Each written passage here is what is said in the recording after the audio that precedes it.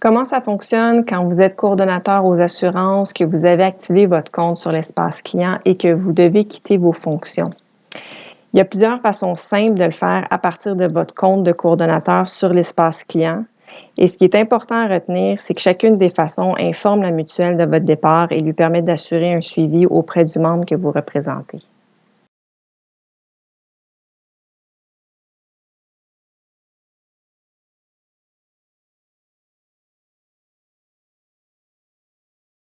Alors, vous vous rendez dans la section Vos utilisateurs. Vous arrivez ici où vous pouvez voir les comptes qui ont déjà été créés. On a ici un président, on a un invité et ici, ce qui est en gris pâle, c'est le compte du coordonnateur actuel. Donc, si Jean Laplante, coordonnateur, devait quitter, par exemple, sans connaître son remplaçant parce que le conseil ne l'aurait pas encore nommé, il pourrait simplement cliquer ici dans la case « Je quitte sans remplaçant ».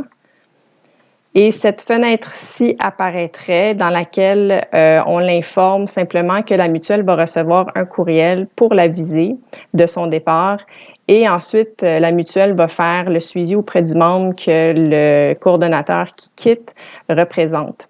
Donc à ce moment-là, le coordonnateur clique sur « Confirmer » et le courriel se rend dans la boîte courriel de la mutuelle.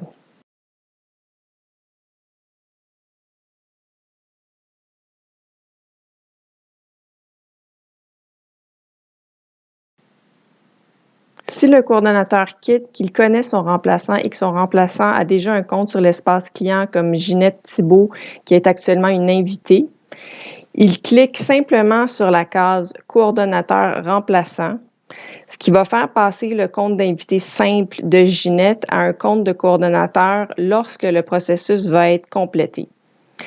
Donc, je clique ici.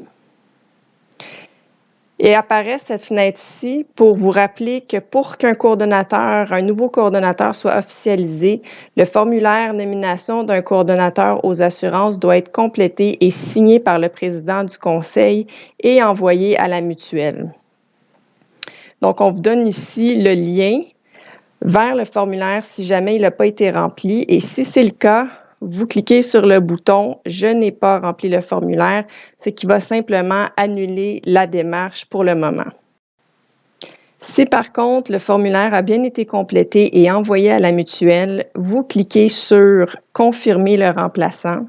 Et à ce moment-là, la mutuelle va recevoir un courriel et va pouvoir valider qu'elle a effectivement reçu le formulaire, approuver ensuite le remplaçant, ce qui va automatiquement supprimer votre compte de coordonnateur qui va être remplacé par celui du nouveau coordonnateur, tout simplement.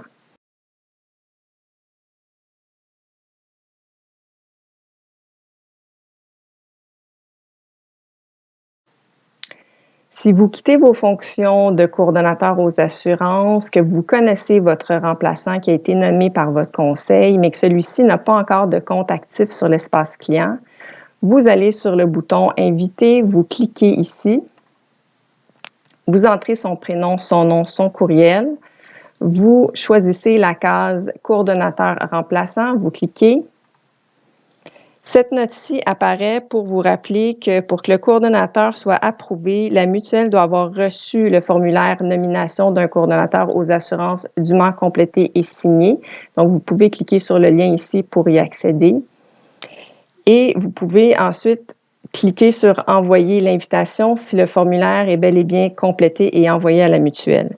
Si vous envoyez l'invitation sans que le formulaire soit complété, la mutuelle va recevoir la demande de changement par courriel et va faire le suivi auprès du membre que vous représentez pour obtenir le formulaire en question.